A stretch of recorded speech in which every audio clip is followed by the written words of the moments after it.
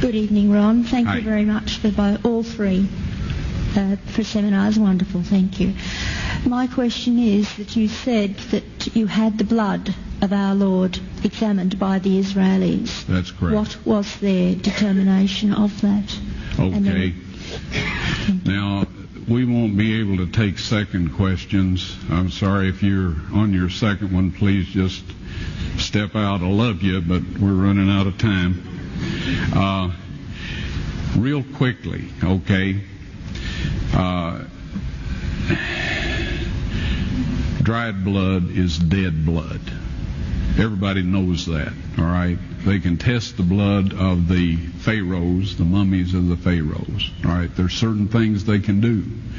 They cannot get a chromosome count by any method I'm familiar with, all right? Things keep changing. I don't profess to know everything. However, there's no way I know that you can get a chromosome count out of dead blood. You can get a DNA and some other things, but not a chromosome count, all right? That's done by living white blood cells. Now then, first of all, in this analysis, I took the blood into a laboratory in Israel. I asked one of the people I work with in antiquities, where is a good laboratory that does reliable work? And they said, such and such, such and such. I took it. I just said, please examine this blood and tell me what you can tell me about it. All right? They said, well, look, we're going to reconstitute it. We're going to put it in normal saline and keep it at body temperature for 72 hours with gentle swirling. All right? That's their business. That's great. I said, now I want to be there when you check it out. They said, fine. So I was back. They checked it out. I said, now, they said it's human blood. We can tell that. They did whatever tests they need to do.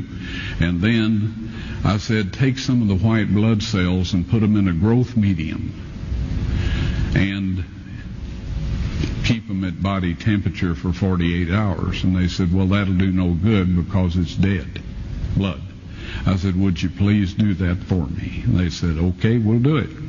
So anyway, I said, I want to be there when you take it out and examine it. So I was back there. They took it out, examined it under a microscope, and the one technician called the other one over there, and then they called the boss over there, and they were talking Hebrew a mile a minute there for a little bit, and they looked at me and they said, Mr. Wyatt, this human blood only has 24 chromosomes in it. Everybody else has 46. You see, 23 from your mother, 23 from your father, 22 autosomes from your mother, 22 autosomes from your father. You get an X from your mother, you may get an X or a Y from your father, all right?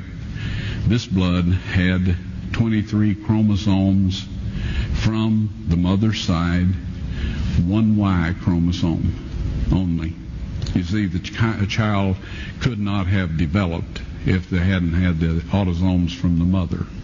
So all of his physical characteristics were determined by his mother's side of the family, her autosomes. His maleness was determined by this one Y that came from a source, not a human male. Then they said, this blood is alive. And then they said, whose blood is this?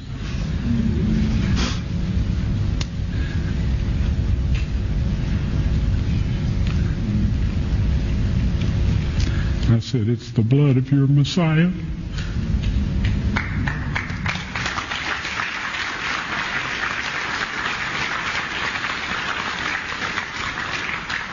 And I assure you those men's lives have changed.